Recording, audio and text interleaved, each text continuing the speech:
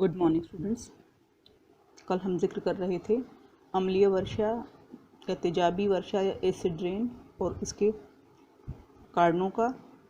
आज जो है हम जिक्र करेंगे कि अम्लीय वर्षा के इफ़ेक्ट्स जो हैं, इफ़ेक्ट्स कहें या बैड इफ़ेक्ट्स जो हैं, दुष्प्रभाव जो हैं वो क्या हैं। अम्लीय वर्षा की खास बात यह है कि कुछ एक देशों की चिमनियाँ धुआं उगलती हैं, लेकिन उसके दुष्प्रभावों को सहना पड़ता है किसी अन्य देशों को। इसकी वजह ये है कि उद्योगों से उत्सर्जित हानिकारक रसायनों को वायु अपने साथ उड़ाकर ले जाती है।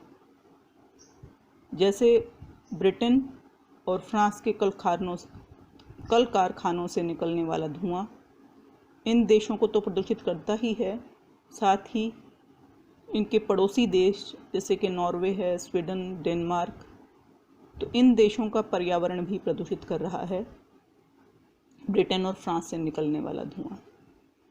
और इसकी वजह से उन देशों में भी अम्लीय वर्षा हो रही है जिनका इस प्रदूषण से कुछ लेना देना ही नहीं है। अम्लीय वर्षा या क्षारीय वर्षा या इसे तेजाबी वर्षा भी कहते हैं, ये लगभग हर चीज़ को प्रभावित करती है। इसके बहुत से महत्वपूर्ण प्रभाव जो है वो प्राकृतिक पर्यावरण एवं मानवीय पर्यावरण दोनों पर परिलक्षित होता है। अम्लीय वर्षा से जलीय जीवन जो है वो सर्वाधिक प्रभावित होता है, क्योंकि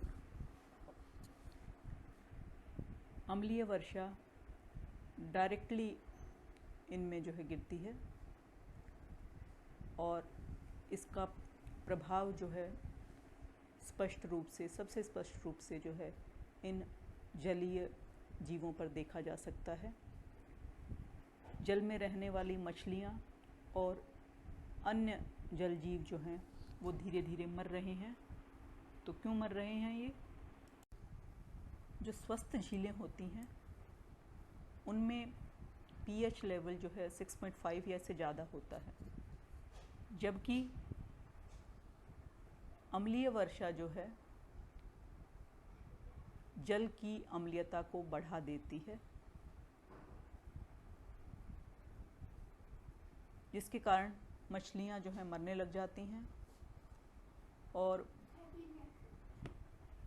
बहुत सी मछलियों की प्रजातियाँ जो हैं वो 5 से अगर कम है पीएच लेवल तो उसमें जीवित नहीं रह सकती, और जब ये पीएच लेवल 4 आ जाता है तो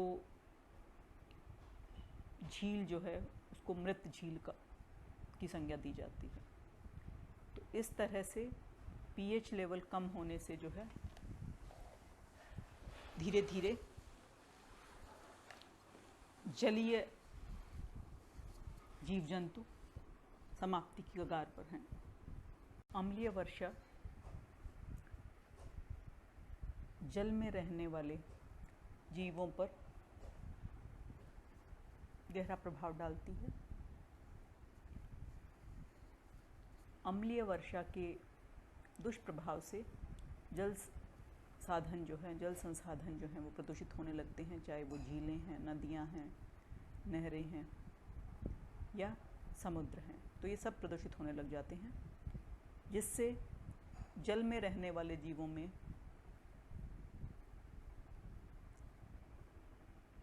और उसमें भी सबसे ज़्यादा मछलियाँ जो हैं प्रभावित होती हैं। जो अम्लीय झीलें होती हैं उनमें मछलियाँ मरने लगती हैं, उनकी संख्या धीरे धीरे घटने लगती है, और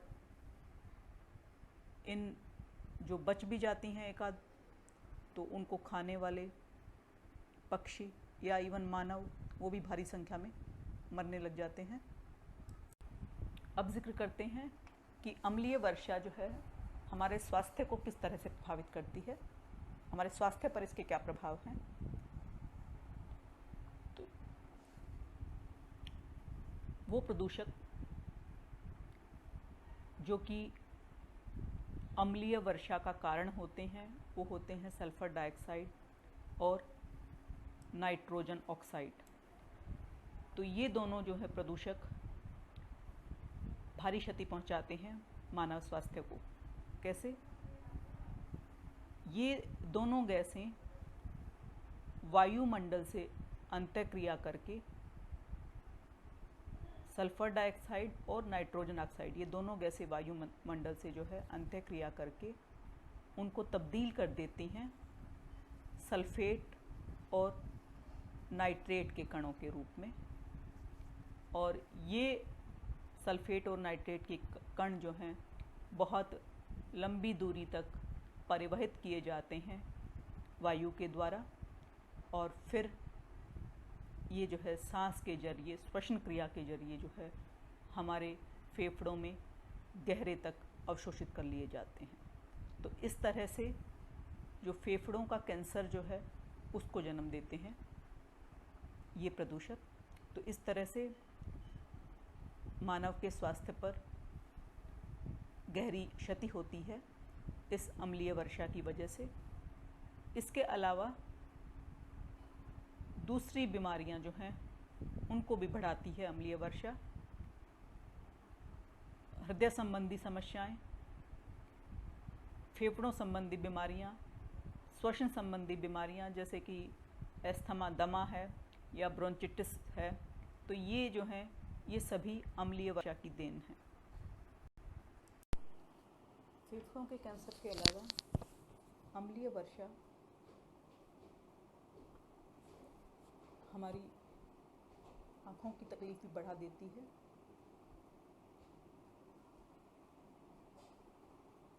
ट्रिकोमा और इंजेक्टिवाइटिस नामक बीमारियाँ आँखों की बीमारियाँ हैं जो ज़्यादा धुएं वाले क्षेत्रों में देखने को मिलती हैं। इसके अलावा अम्लीय वर्षा से चर्म रोग, खाज, खुजली, एक्जिमा और एलर्जी का प्रकोप भी बढ़ जाता है।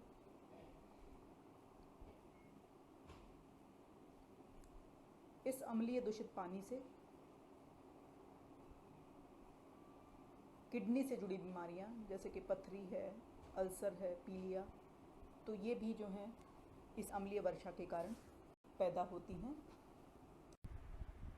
तो अम्लीय वर्षा जो है वो पेड़ पौधों पर, प्राकृतिक वनस्पति पर भी गहरा प्रभाव डालती है।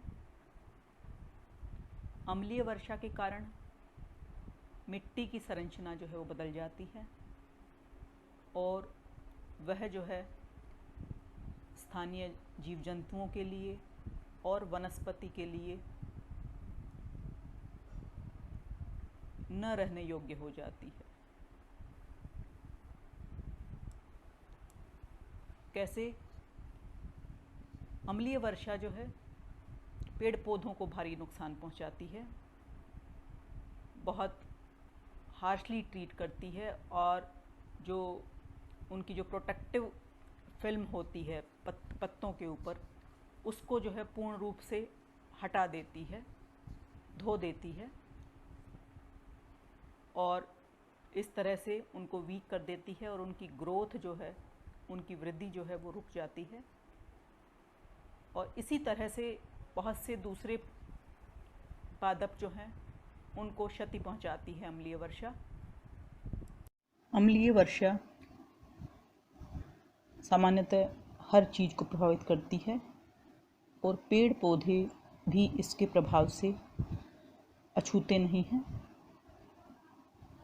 अम्लीय वर्षा में उपस्थित सल्फर डाइऑक्साइड की अधिकता पेड़ पौधों के उत्तकों को जला देती है और पत्तियों के नुकीले हिस्से जो है वो जलकर टेढ़े हो जाते हैं और पैरा एक्सीएसाइल नाइट्रेट जो नई कपोलें होती हैं, नई कोपलें होती हैं वृक्षों की, पेड़ पौधों की, उनको नष्ट कर देता है।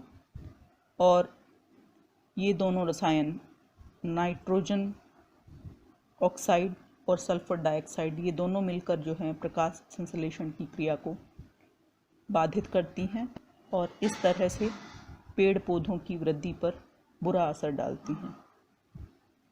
अनुमान ये है कि यूरोप और उत्तरी अमेरिका के वन्य प्रदेशों में होने वाली वर्षा के अम्लीय तत्व वहाँ पर 30 गुना ज़्यादा पाए जाते हैं और उनके कारण जो है वहाँ की वनस्पति है, उनके पत्तों का रंग बदल जाता है, पत्ते व फल फूल समय से पहले झड़ जाते हैं और धीरे धीरे वृक्षों के तने जो है छोटे होने लगते हैं।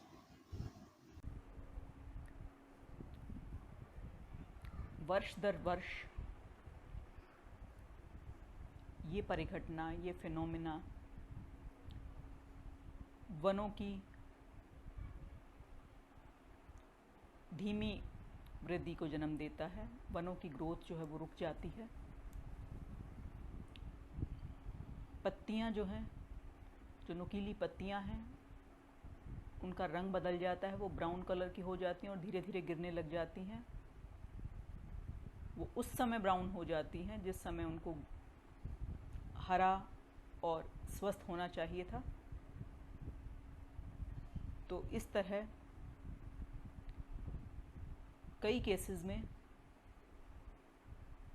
किसी संपूर्ण इलाके के, किसी भी वन्य इलाके के संपूर्ण क्षेत्र के कोई पर्टिकुलर पेड़ जो है वो कंप्लीटली मर जाता है बिना किसी कारण के। तो ये जो है ये अम्लीय वर्षा का ही प्रभाव है। तो इस तरह से अम्लीय वर्षा जो है जंगलों को भारी क्षति पहुंचाती है और इसका रीसेंट एग्जाम्पल है पश्चिमी जर्मनी के 3/4 जंगल जो हैं, 75% जंगल जो हैं वो अम्लीय वर्षा से नष्ट हो गए थे। अम्लीय वर्षा बिल्डिंग्स को, मॉन्यूमेंट्स को भी नुकसान पहुंचाती है। मुख्यतः सल्फर डाइऑक्साइड चूना पत्थर के द्वारा अवशोषित होकर उसे जिप्सम में बदल देता है। इससे उसमें दरारें पड़ जाती हैं। तो इस तरह से विभिन्न तरह के जो मॉन्यूमेंट्स हैं हमारे या बिल्डिंग्स जो हैं वो अम्लीय वर्षा से नष्ट हो रही हैं, डिके हो रही हैं। हमारी इमारतें, यहाँ तक कि जो पुतले हैं या मूर्तियाँ हैं, वो सभी अम्लीय वर्षा के द्वारा प्रभावित होते हैं, अछूते नहीं हैं वो भी अम्लीय वर्षा के प्रभाव से। इमारतों को जो है अम्लीय वर्षा से बहुत बड़ा नुकसान पहुंचता है। मुख्य रूप से सल्फर डाइऑक्साइड जो है वो चूना पत्थर के द्वारा अवशोषित कर लिया जाता है और इसके द्वारा अवशोषित होकर वो उसको जिप्सम में बदल देता है और इससे जो है उसमें दरारें उत्पन्न हो जाती हैं। तो इस तरह से इमारतों को क्षति पहुंचती है अम्लीय वर्षा के द्वारा। इसके अतिरिक्त चूना पत्थर और दूसरी पत्थर के जो बिल्डिंग्स हैं, जो दूसरी पत्थर की इमारतें हैं या जो मॉन्यूमेंट्स हैं, वो सभी भी जो है अम्लीय वर्षा के दुष्प्रभाव से अछूते नहीं हैं। अब सवाल उठता है कि अम्लीय वर्षा को रोकने के उपाय क्या हैं। तो कई उपाय हम कर सकते हैं जो कि मानवकृत अम्लीय वर्षा को रोकने में सहायक होंगे। तो इसमें सबसे पहला है कि जो हमारे वाहन हैं, हमारे वाहनों से और हमारे घरों से जो निकलने वाला प्रदूषण है उसको हम रेगुलेट करें, उसको हम नियमित करें। सबसे इम्पोर्टेंट स्टेप है, सबसे इम्पोर्टेंट, सबसे महत्वपूर्ण कदम है ये एसिड रेन को रोकने की दिशा में। दूसरा है इसी श्रृंखला में, वो है कि जो जैव ईंधन है उनके उपयोग को रिस्ट्रिक्ट करना, रिड्यूस करना, कम करना,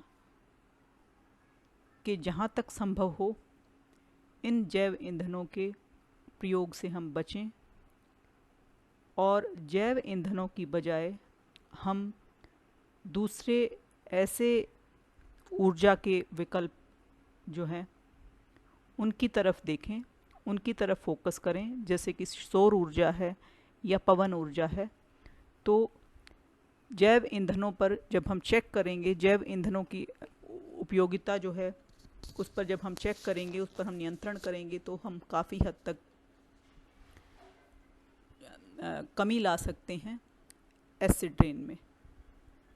इस तरह से वाहनों के उपयोग को जो है कम करके प्रत्येक व्यक्ति अपनी एक महत्वपूर्ण भूमिका अदा कर सकता है अम्लीय वर्षा को कम करने के प्रयास में। इसके अलावा हमें पब्लिक ट्रांसपोर्ट के प्रयोग पर बल देना चाहिए या पैदल चलने पर जो है जोर देना चाहिए जहाँ तक संभव हो। जो बाइक्स हैं उनकी बजाय पैदल चलना चाहिए, या जहाँ पर संभव नहीं है वहाँ पर कार पूलिंग का मेथड जो है वो फॉलो करना चाहिए। तो ये जो हैं बहुत अच्छे प्रयास साबित होंगे अम्लीय वर्षा को कम करने में।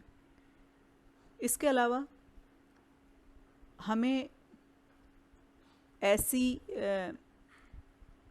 बिजली के प्रयोग को कम कर देना चाहिए जिसका निर्माण जैव ईंधनों के कारण होता है। इसकी बजाय हमें सौर ऊर्जा को विकल्प के रूप में लेना चाहिए घरेलू खपत के लिए भी। वर्तमान समय में बहुत से विद्युत कंपनियां जो हैं वो अच्छे अच्छे सोलर पैकेज दे रही हैं और लो कॉस्ट पर सौर ऊर्जा के अपरेटस उपकरण जो है अपने घर में फिट करवा के हम जो है काफ़ी हद तक अहम भूमिका निभा सकते हैं एसिड रेन को कम करने में। वर्तमान स्थिति के आंकड़े बताते हैं कि केवल यूनाइटेड किंगडम के द्वारा हर साल 48 लाख टन सल्फर डाइऑक्साइड वायुमंडल में छोड़ी जाती है। हालांकि नॉर्वे, स्वीडन, पुर्तगाल जैसे देश जो हैं वो यूनाइटेड किंगडम की तुलना में कम सल्फर डाइऑक्साइड वायुमंडल में छोड़ रहे हैं। इसके विपरीत रूस, पोलैंड, पूर्वी जर्मनी जैसे देश जो हैं उनका उत्सर्जन सल्फर डाइऑक्साइड के मामले में उनका उत्सर्जन जो है वो यूनाइटेड किंगडम से कहीं अधिक है। सर्वाधिक जो सल्फर डाइऑक्साइड विश्व में वायुमंडल में छोड़ी जाती है वो छोड़ी जाती है संयुक्त राज्य अमेरिका के द्वारा। जैसा कि हमने पहले भी उल्लेख किया कि अम्लीय वर्षा का जन्म जो है वो नाइट्रोजन ऑक्साइड और सल्फर डाइऑक्साइड की वजह से हुआ है। और ये सल्फर डाइऑक्साइड जो है ये औद्योगिक प्रगति की देन है और ये गैस उत्पन्न होती है ऑर्गेनिक फ्यूल्स के इस्तेमाल से, जीवाश्म ईंधनों के जलाने से ये सल्फर डाइऑक्साइड गैस उत्पन्न होती है। क्योंकि कोयले और तेल में जो है 0.5% से लेकर 4% तक सल्फर रहता है, तो इसलिए इन जैविक ईंधनों के जलाने पर जो है सल्फ्यूरिक गैस उत्पन्न होती है। अब सवाल उठता है किया क्या जा रहा है इसको कम करने के लिए। इन बहुत सी समस्याओं के कारण और वायु प्रदूषण के दुष्प्रभाव के कारण मनुष्य की सेहत पर और हमारे पर्यावरण पर इसके दुष्प्रभाव के कारण नाइट्रोजन और सल्फ़र का जो ये उत्सर्जन हो रहा है, इसके उत्सर्जन को कम करने के लिए बहुत से प्रयास किए जा रहे हैं और उल्लेखनीय प्रयास जो है इस दिशा में है कि बहुत सी सरकारें जो हैं, बहुत सी गवर्नमेंट्स जो हैं, अब जो ऊर्जा को उत्पादित करने वाले जो फर्म्स हैं, जो कंपनीज़ हैं, तो उनके लिए कंपलसरी कर रही है कि वो अपने जो चिमनियाँ हैं उन पर कुछ ऐसा इंस्ट्रूमेंट लगाएं कि जो पोल्यूटेंट्स हैं, जो प्रदूषक हैं, वो उससे छन कर ही वायुमंडल में शामिल हों। और इसी तरह से कारों पर भी कुछ ऐसा प्रयोग किया जाना चाहिए ताकि उनसे जो है नाइट्रोजन और सल्फ़र जैसी महत्वपूर्ण गैसों का उत्सर्जन कम से कम वायुमंडल में हो। इस प्रकार से अम्लीय वर्षा क्षेत्रीय ही नहीं बल्कि अंतर्राष्ट्रीय समस्या बन चुकी है और अतः इसे सुलझाने के लिए अंतर्राष्ट्रीय स्तर पर प्रयासों की ज़रूरत है। धन्यवाद।